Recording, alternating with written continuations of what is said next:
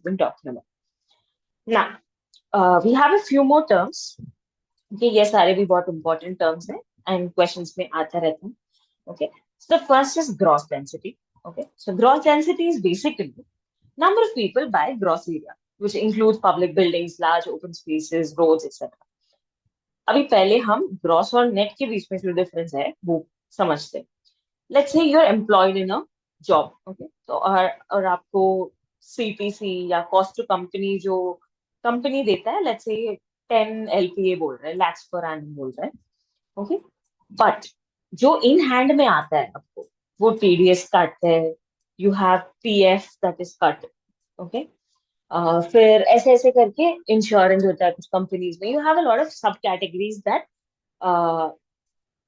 The company cuts it before giving it you. मतलब 10 lakhs per annum इन मतलब 9 समझ लेते हैं पहले. सो पर मंथ है 75,000. Okay, this is your gross. But आपके हाथ में what ever after all of these cuts what ever you get in your hand is your net. Okay, let's say इसका 20% कटता है, फिर इट्स वॉट 7.5 into 2 15 है, 20% is 60K. Okay, तो जो बीच में कट हो रहा है that is your deductions, right. These are the revenue terms या मतलब फिनेंशियल टर्म्स जो हम यूज करते हैं for your salaries and everything. Same logic हम हाउसिंग में भी अप्लाई कर सकते हैं. ओके, क्या हम अप्लाई कर रहे हैं, what are we doing.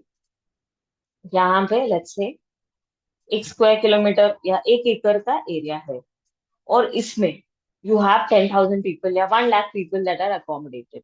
Okay, despite the use इसमें रोड्स का एरिया है. मतलब when I say 1 square kilometre of course सारे हाउसिंग वगैरह नहीं होगा, यहाँ पे रोड होगा. लेट्स से यहाँ पे रोड नेटवर्क है, so you have a housing large housing unit here, you have an industry here, you have commercial spaces here, फिर कुछ open spaces है. सब कुछ मिला के 1 लाख पीपल है यहाँ पे. फिर आपका जो ग्रॉस डेंसिटी है that is basically total number of people divided by the total area. So 1 lakh per acre is your gross density in this case. But now net density is where number of people per residential area या तो per net area. Okay, इसमें क्या होता है, you will take only the residential part of it. Okay, and then you will calculate the density. तो 1 लाख के जो लोग हैं, कमर्शियल स्पेस, इंडस्ट्रीज, रेसिडेंशियल सब कुछ मिला के लेट्स से रेसिडेंस में आपको बस 70,000 पीपल है, तो आपका रेसिडेंशियल नेट डेंसिटी यहाँ पे जो है that will take in only the residence का use.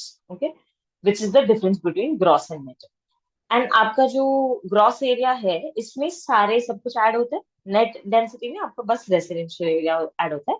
Let's say for example ये रेसिडेंशियल एरिया और इसमें छोटे छोटे इंटरनल रोड्स भी है, तो ये सारे कैलकुलेट हो जाएगा, इसमें इश्यू नहीं है.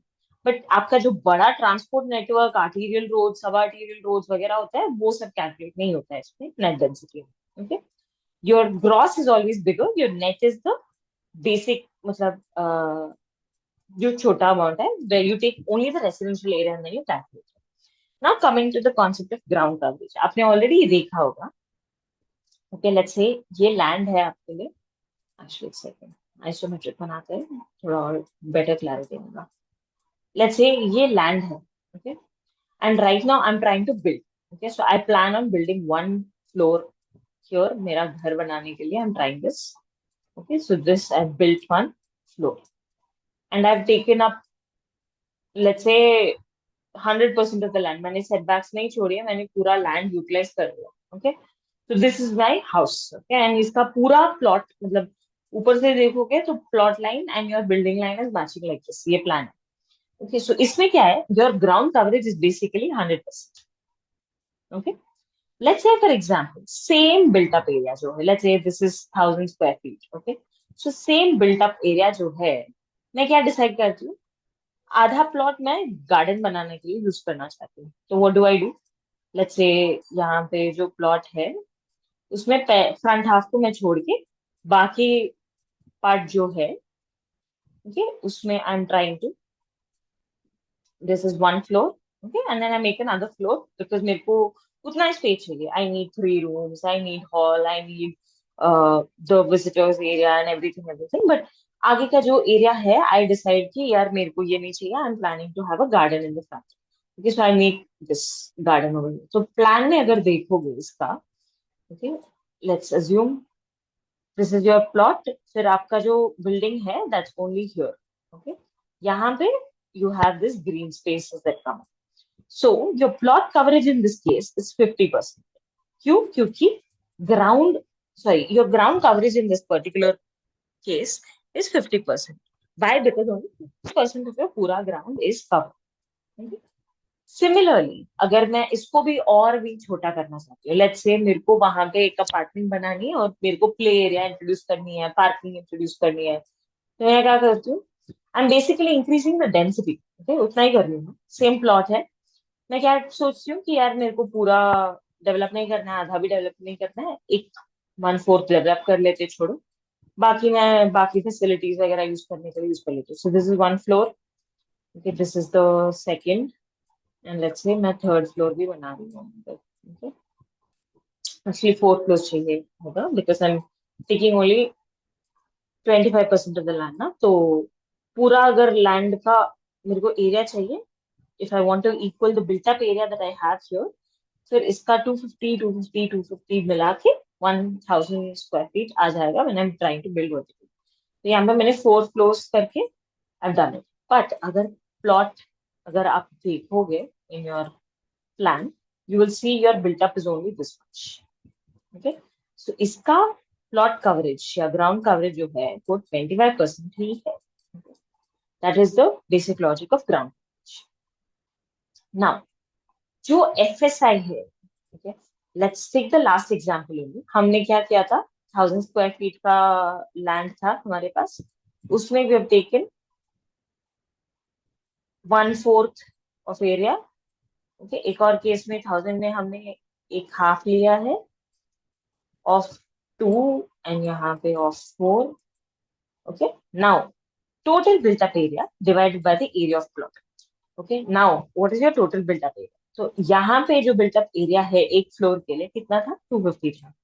Okay, into 4 is what, into 4 is 1000 divided by area of plot which is 1000। Okay, so 1000 divided by 1000 is 1। यहाँ पे भी 1 है बिकॉज 500 इंटू 2 डिवाइडेड बाय 1000 होगा यहाँ पे। So all the your plot coverage is changing, आपका एफएसआई इसमें change नहीं होगा बिकॉज आप एक ही बिल्टअप एरिया को अकोमोडेट करने के लिए कोशिश कर रहे थे, राइट? तो ये टोटल बिल्टअप एरिया दोनों कांस्टेंट है, तो आपका एफएसआई बदलेगा नहीं। Okay. Now, if at all I want to increase the FSI, okay.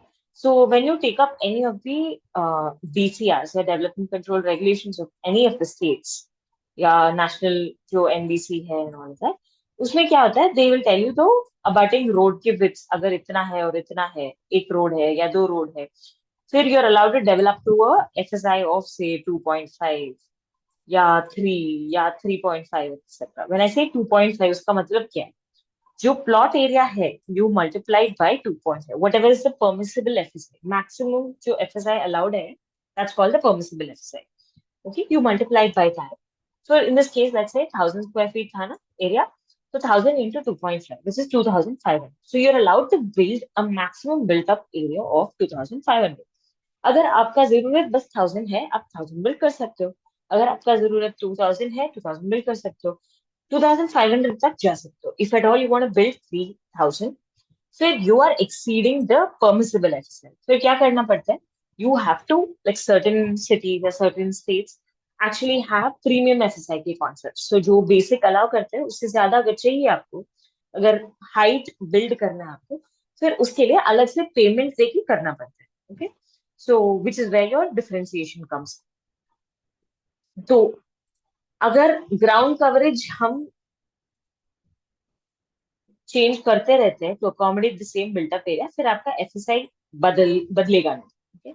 But if at all that is not the case, if you are saying कि मेरे को 4 फ्लोर्स है, यहाँ पे 3 फ्लोर्स है, यहाँ पे 2 फ्लोर्स है, okay, of the same area, let's say her floor का एरिया 100 स्क्वायर फीट था। ओके, तो 4 into 100 में 400 आता है, 3 into 100 में 300 आता है, और 2 into 100 में 200 आता है। Okay, divided by the area of plot, area of plot stage से सेम, सो 1000 ही होगा यहाँ पे। Okay, divided by 1000 and divided by 1000. Okay, so all of this are 0.4, 0.2, 0.3, etc. Okay, so your This is how your FSI is calculated. Flow space index होता है. FSI and FAR are alternative names. Okay, so FAR also says the same thing. Floor area ratio बोलते हैं इसको. तो अगर आपके question में FSI या FAR का टर्म्स देखोगे तो कंफ्यूज मत हो ना, दोनों सेम है. Okay, this is what you should know about these two terms. Okay, I hope ये दोनों कॉन्सेप्ट्स भी आपके लिए क्लियर है. अगर किसी को डाउट है तो रीच आउट इधर यहाँ पे या बाद में चलेगा. So carpet area. Okay, now these three are clubbed into one set of diagrams. Okay, I'll show you that. Let's say आपका घर है ये, where you have one room there, one room here. Okay, doors, windows वगैरह में बन नहीं बना दिए. Okay, so now what is your carpet area? That's your usable floor space or effective floor area. मतलब क्या है? It basically talks about the white space inside all of these green. Okay, you add all of this, that becomes your carpet area. If at all, I'm taking the built-up area, that will include the walls and the carpet. So ये जो white area बीच में है, plus the green walls that are there, that becomes your built-up area. So सब कुछ, all of these together will give you the built-up. Whereas your super built-up area, let's say for example, ये एक apartment building है, फिर यहाँ पे एक और apartment building ऐसे ही है, फिर यहाँ पे आपको corridor जा रहा है. Okay, so you have staircases here, you have a staircase here, etc. आपका जो कॉमन एरियाज है जैसे कि स्टेयरकेस, कोर्टयार्ड, कॉरिडोर, वो सब plus your built up area included will become a super built up area. Okay, this is the logic between all of this. तो your carpet area is the basic जो अंदर है, उसमें you don't have any of the walls that are counted. फिर which is basically usable flow space. फिर carpet area plus your wall area will become your built up. And super built up area is your common areas plus your built up area. So एक एक करके there's another term that gets added to the next level.